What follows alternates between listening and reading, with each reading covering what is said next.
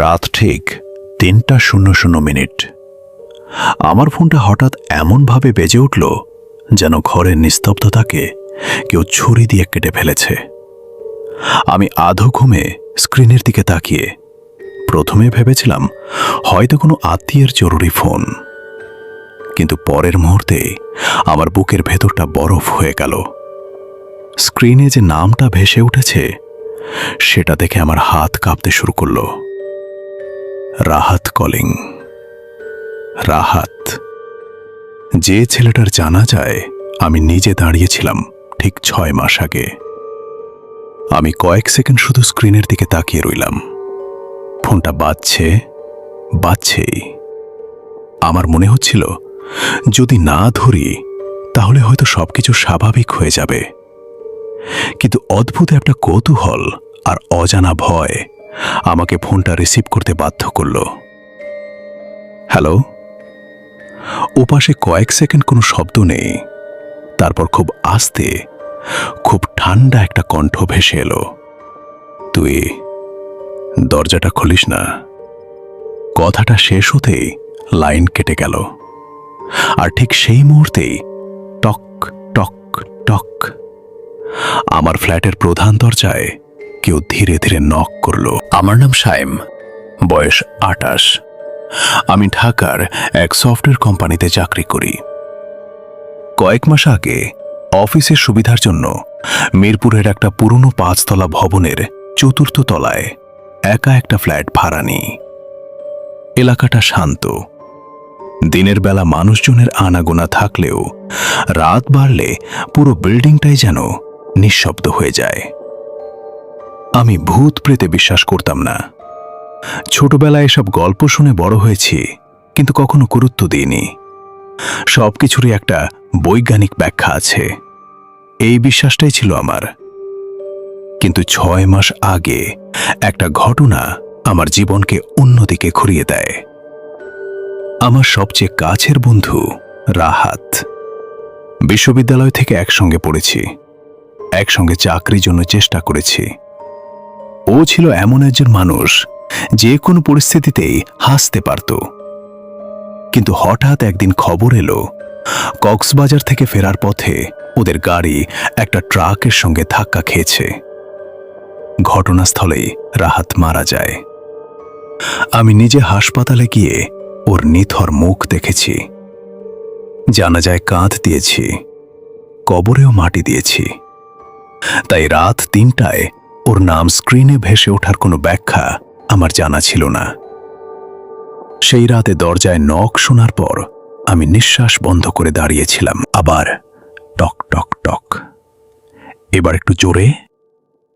আমি সাহস করে দরজার কাছে গিয়ে আই হলে চোখ রাখলাম। কেউ নেই। পুরো করিডোর ফাঁকা। শুধু করিডোরের লাইটটা মাঝে মাঝে জ্বলছে আর নিভছে। মনে হচ্ছিল আলোটা ঠিকমতো কাজ করছে না। আমি ধীরে ধীরে পিছিয়ে এলাম। নিজেকে বোঝালাম হয়তো কেউ ভুল করে দরজায় নক করেছে, হয়তো ফোন নম্বর ক্লোন হয়েছে, হয়তো কোনো বন্ধু বাজে মজা করছে। ঠিক তখনই আবার ফোনটা কেঁপে উঠল। একই নাম, রাহাত কলিং। এইবার ফোন ধরতেই ওপাশে শুধু ভারী শ্বাসের শব্দ। কে কে বলছেন? কয়েক সেকেন্ড চুপ, তারপর ও এখনো বাইরে দাঁড়িয়ে আছে। কে? কোনো উত্তর নেই, শুধু যেন দূরে কোথাও ধাতব কিছু টেনে নিয়ে যাওয়ার শব্দ। খুশ খুশ। তারপর আবার লাইন কেটে গেল। আমার গলা শুকিয়ে গেল। আমি সঙ্গে সঙ্গে রাহাতের ছোট ভাই ইমরানকে ফোন করলাম। অনেকক্ষণ পর সে ফোন ধরল। ঘুম জড়ানো গলায় বলল, ভাই, এত রাতে? আমি পুরো ঘটনাটা বললাম। কিছুক্ষণ চুপ থেকে সে হেসে উঠল। ভাই, কেউ আপনার সঙ্গে ফাজলামি করছে। কিন্তু নম্বরটা তো রাহাতের। ওই সিমটা তো আমরা ওর মৃত্যুর পরই বন্ধ করে দিয়েছি। আমার বুকের ভেতর আবার ধক করে উঠল। বন্ধ? হ্যাঁ, এখন ওই নম্বরে ফোন করলে সুইচড অফ দেখাবে। আমি ফোন কেটে সঙ্গে সঙ্গে সেই নম্বরে কল ব্যাক করলাম। ফোন বলল, এই নম্বরটির কোনো অস্তিত্ব নেই। আমি কয়েক মুহূর্ত স্থির হয়ে বসে রইলাম। তাহলে একটু আগে আমাকে কে ফোন করল? সেদিন আর ঘুম আসেনি। সকালে অফিসে গিয়ে পুরো ঘটনাটা সহকর্মীদের বললাম। সবাই হাসাহাসি শুরু করল। একজন বলল, ঘুমের মধ্যে স্বপ্ন দেখেছিস? আরেকজন বলল, ফোনে ভাইরাস ঢুকেছে। আমি নিজেও ভাবলাম, হয়তো সত্যিই তাই। দিনটা কোনোভাবে কেটে গেল। রাতে বাসায় ফিরলাম। সবকিছু একদম স্বাভাবিক। আমি নিজেকে জোর করে ব্যস্ত রাখলাম। মুভি দেখলাম, খাওয়া শেষ করলাম, তারপর ঘড়ির দিকে তাকালাম। 2:58। হঠাৎ বুকের ভেতর অকারণে একটা অস্বস্তি শুরু হলো। আমি নিজেকে নিয়ে হাসলাম। আমি কি সত্যি এসব বিশ্বাস করতে শুরু করেছি? ঘড়িতে 2:59। পুরো ঘর নিস্তব্ধ, বাইরে বাতাসও নেই। হঠাৎ 3:00। ফোনটা আবার বেজে উঠল। একই নাম, রাহাত কলিং।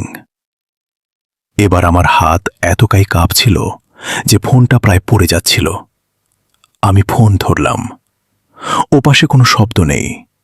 হঠাৎ খুব নিচু স্বরে একটা বাক্য শুনলাম, পর্দার পিছনে তাকাস না।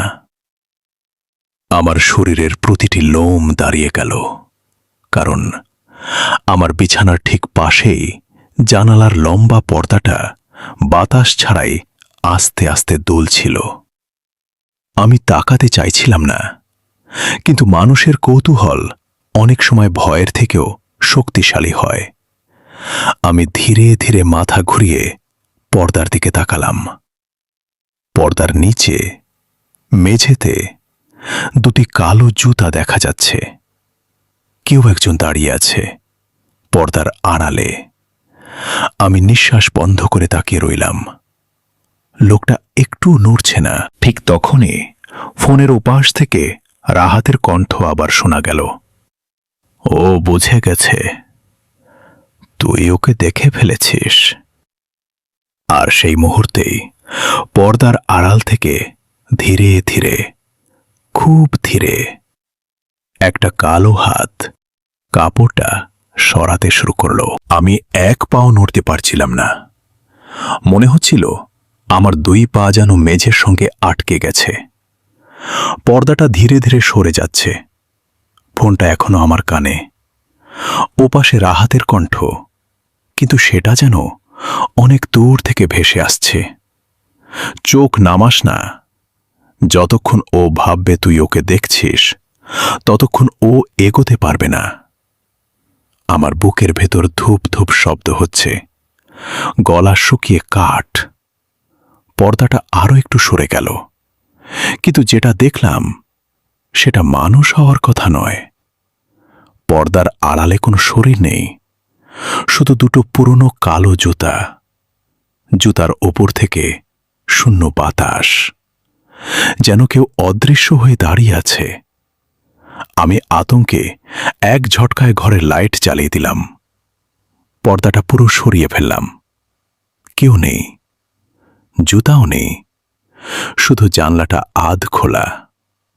অথচ আমি নিজেই রাতের আগে সেটা লক করেছিলাম। হঠাৎ ফোনের লাইন কেটে গেল। ঠিক সেই মুহূর্তে রান্নাঘরের দিক থেকে একটা কাচের গ্লাস ভাঙার শব্দ এলো। আমি প্রায় দৌড়ে সেখানে গেলাম। মেঝেতে গ্লাসের টুকরো ছড়িয়ে আছে, কিন্তু আমাকে আরো বেশি ভয় পাইয়ে দিল দেয়ালে আঙুল দিয়ে লেখা একটা বাক্য, ওকে বিশ্বাস করিস না। আমি জমে গেলাম। ও বলতে কে? রাহাত নাকি অন্য কেউ?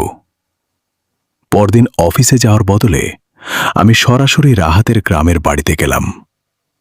ইমরান আমাকে দেখে অবাক হয়ে বলল, আপনি এত সকালে?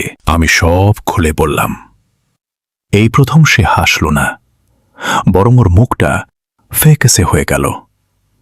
কিছুক্ষণ চুপ থেকে বলল, ভাই, একটা কথা আমরা কাউকে বলিনি। কি কথা? রাহাত মারা যাওয়ার 3 দিন আগে থেকে ও প্রতি রাত 3টা একটা ফোন পেত। আমার বুকের ভেতরটা কেঁপে উঠল। কার ফোন? সেটা কেউ জানে না। নম্বর কখনো দেখা যেত না, শুধু আননোন লেখা থাকত। তারপর ও বলতো, একজন লোক শুধু একটা কথাই বলে, দরজা খুলে দাও। আমি চুপ করে শুনছিলাম। ইমরান আবার বলল, মৃত্যুর আগের রাতে রাহাত আমার রুমে এসে বলেছিল, যদি কখনো ওর নম্বর থেকে রাত 3টায় ফোন আসে তাহলে যেন ফোন না ধরি। আমার শরীর ঠান্ডা হয়ে গেল। তুমি আগে বলনি কেন? সে মাথা নিচু করল। কারণ আমি ভেবেছিলাম দুর্ঘটনার আগে ওর মানসিক সমস্যা হচ্ছিল। আমি সেদিনই রাহাতের পুরনো ফোনটা দেখতে চাইলাম। ইমরান একটা ড্রয়ার খুলে ফোনটা বের করল। ফোনটা দুর্ঘটনার পর থেকে আর কেউ চালু করেনি। ব্যাটারি চার্জ দিয়ে চালু করা হলো। গ্যালারিতে সাধারণ ছবি, মেসেজে কিছু নেই, কিন্তু কল রেকর্ড খুলতেই আমার গায়ে কাঁটা দিল। প্রতিদিন রাত 3:01 একটা ইনকামিং কল, প্রায় টানা 7 রাত। কোনো নম্বর নেই, শুধু লেখা ইনকামিং কল। আমি নিচে স্ক্রোল করতে করতে হঠাৎ থেমে গেলাম। শেষ কলটা দুর্ঘটনার রাতের। কলের দৈর্ঘ্য 13 মিনিট 13 সেকেন্ড। তারপর আর কোনো কল নেই। আমি ফোনটা নামিয়ে রাখলাম। ঠিক তখনই একটা জিনিস চোখে পড়ল। রাহাতের নোটস অ্যাপে শেষ লেখা, মাত্র 3 লাইন। যদি আমি মারা যাই তাহলে বুঝবে দুর্ঘটনা হয়নি। ও ফোনের ভেতর থাকে না, ও আসে ফোন ধরার পর। আমার শরীর অবশ হয়ে গেল। আমি আর এক মুহূর্তও সেখানে থাকতে পারলাম না। বিকেলের মধ্যে ঢাকায় ফিরে এলাম। সারা রাস্তা মনে হচ্ছিল কেউ আমাকে অনুসরণ করছে। বাসার সামনে পৌঁছে দেখি দারোয়ান কাকা অদ্ভুতভাবে আমার দিকে তাকিয়ে আছেন। তিনি বললেন, বাবা, গত 2 রাত ধরে তোমার ফ্ল্যাটের সামনে একজন লোক দাঁড়িয়ে থাকে। আমি থেমে গেলাম।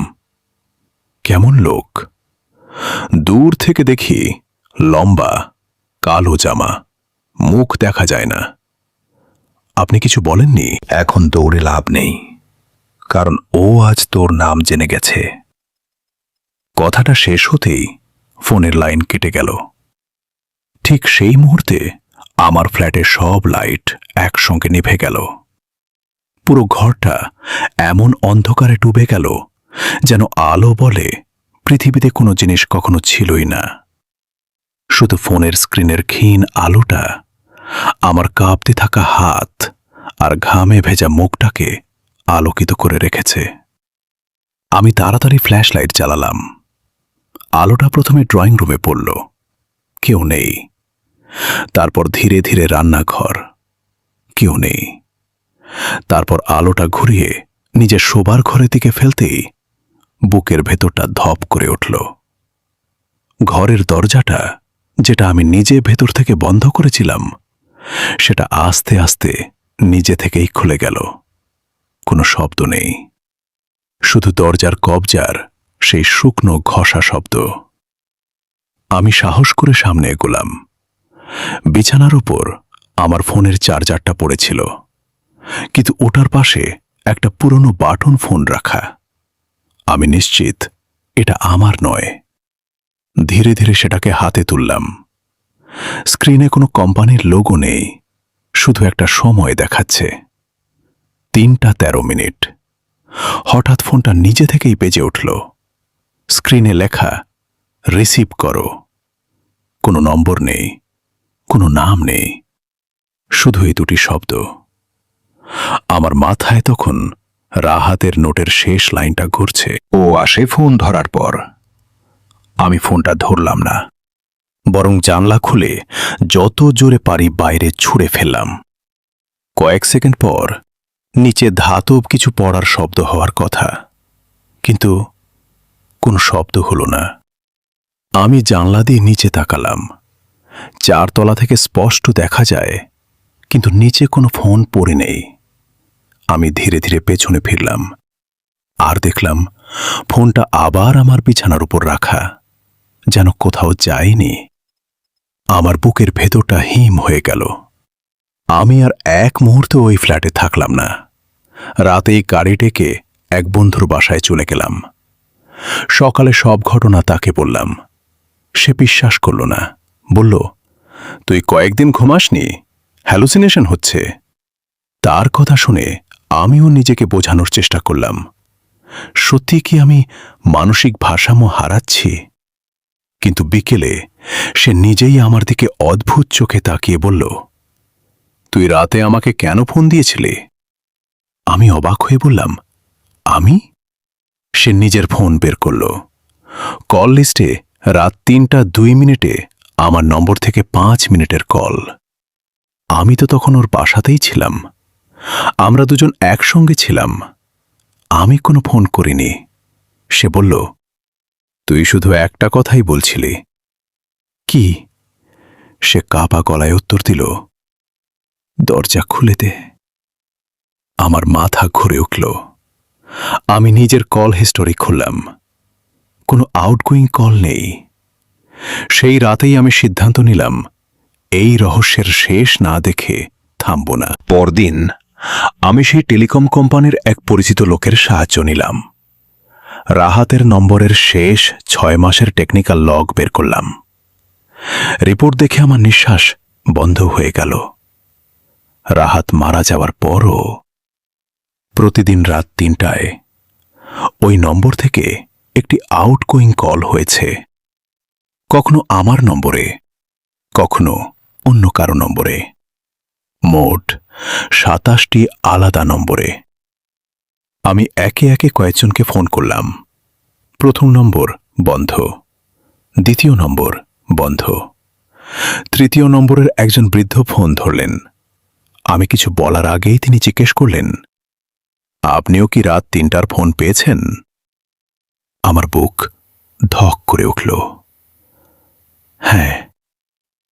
তিনি দীর্ঘশ্বাস ফেলে বললেন, আমার ছেলে ওই ফোন ধরেছিল। 3 দিনের মধ্যে সে নিখোঁজ হয়ে যায়। আজ 4 বছরেও ফিরে আসেনি। আমি বাকরুদ্ধ। তিনি আরও বললেন, আপনি যদি বাঁচতে চান, রাত 3টার পর কোনো অচেনা ফোন ধরবেন না।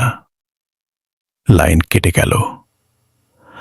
আমার মাথায় তখন একটা প্রশ্নই ঘুরছে, রাহাতও কি আসলে এমন কারো ফোন ধরেছিল, নাকি এখন সে নিজেই সেই চক্রের অংশ? আমি আবার রাহাতের পুরনো ফোনটা নিয়ে বসে পড়লাম। অনেক খুঁজে একটা লুকানো ভয়েস রেকর্ডিং পেলাম। রেকর্ডিংয়ের তারিখ দুর্ঘটনার আগের রাত। আমি প্লে করলাম। প্রথমে রাহাতের কণ্ঠ। যদি কেউ এটা শোনে, তাহলে বুঝবে আমি হয়তো আর বেঁচে নেই। আমি যেটাকে দুর্ঘটনা ভাবছিলাম, সেটা দুর্ঘটনা নয়। 3 রাত আগে একটা ফোন এসেছিল।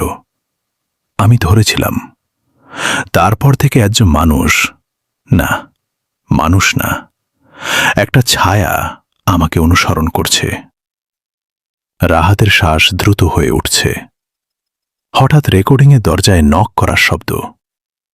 তারপর রাহাত বলল, না, আমি দরজা খুলব না। তারপর একটা কণ্ঠ, খুব ধীরে, খুব ঠান্ডা, আমি তো বাইরে নেই রাহাত। এরপর বিকট একটা চিৎকার। রেকর্ডিং শেষ। আমার পুরো শরীর কাঁপছে। হঠাৎ বুঝতে পারলাম রেকর্ডিংটা এখনো চলছে, কিন্তু আমি তো প্লে করেছিলাম, রেকর্ড নয়। ফোনের স্ক্রিনে তাকিয়ে দেখি রেকর্ডিং টাইমার বাড়ছে। মানে এখন কেউ আমার ফোনের মাইক্রোফোন দিয়ে শুনছে। ঠিক তখনই স্পিকারে সেই একই কণ্ঠ ভেসে এলো, এতদিনে বুঝলি? আমি ভয়ে ফোনটা ছুঁড়ে ফেললাম। ঘরে সব আয়না একসঙ্গে ফেটে গেল। বাতাস বরফের মতো ঠান্ডা হয়ে গেল। তারপর আমার পেছন থেকে একটা কণ্ঠ, একদম কানের কাছে, এবার তোর পালা। আমি ধীরে ধীরে ঘুরে দাঁড়ালাম। কেউ নেই, কিন্তু মেঝেতে একটা ছায়া আছে, আমার নিজের ছায়া। আর তার পাশে আরেকটা ছায়া, যার কোনো মানুষ নেই। সেই ছায়াটা ধীরে ধীরে আমার ছায়ার সঙ্গে মিশে যেতে শুরু করলো। আমি চিৎকার করতে চাইলাম, পারলাম না। আমার গলা দিয়ে কোনো শব্দ বের হলো না। তারপর সব অন্ধকার। এই ঘটনার পর 3 মাস আমি হাসপাতালে ছিলাম। ডাক্তার বলেছিলেন আমি নাকি প্রচণ্ড মানসিক আঘাত পেয়েছি। সবই আমার কল্পনা। আমি আর কাউকে কিছু বলিনি। চাকরি ছেড়ে দিয়েছি, নতুন শহরে চলে এসেছি, নতুন নম্বর নিয়েছি, পুরনো সব ফোন ভেঙে ফেলেছি। ভাবছিলাম সব শেষ। গতকাল রাতে ঠিক 3টায় আমার নতুন ফোনটা বেজে উঠল। অচেনা নম্বর। আমি ধরিনি। 1 মিনিট পর একটা ভয়েস মেসেজ এলো, মাত্র 5 সেকেন্ড। প্লে করলাম। ওপাশ থেকে একটা পরিচিত কণ্ঠ বলল, সায়েম, এবার তুই ওদের ফোন কর। আমি আতঙ্কে মেসেজটা ডিলিট করে দিলাম। আজ সকালে খবর পেলাম আমার নতুন নম্বর থেকে রাত 3টা 1 মিনিটে 12টি আলাদা নম্বরে ফোন করা হয়েছে, যদিও সেই সময় ফোনটা বন্ধ ছিল। পুলিশ বলেছে এটা হয়তো কোনো প্রযুক্তিগত ত্রুটি। টেলিকম কোম্পানি বলেছে এমন কোনো কলের রেকর্ড তাদের সার্ভারে নেই। কিন্তু আমি এখন এই গল্পটা রেকর্ড করছি রাত 2টা 58 মিনিটে। ফোনটা আমার সামনে রাখা, স্ক্রিন এখনো নিভে আছে। আর ঠিক এই মুহূর্তে এটা নিজে থেকেই জ্বলে উঠল। স্ক্রিনে কোনো নম্বর নেই, কোনো নাম নেই, শুধু একটা বাক্য লেখা, পরের কলটা তোমার শ্রোতাদের মধ্যে একজন ধরবে। আপনি যদি শেষ পর্যন্ত গল্পটি শুনে থাকেন, তাহলে কমেন্টে লিখুন, আমি এখনো ভয় পাইনি। আর এমন আরও ভয়ঙ্কর গল্প শুনতে চাইলে চ্যানেলটি সাবস্ক্রাইব করুন এবং ভিডিওটি লাইক করতে ভুলবেন না।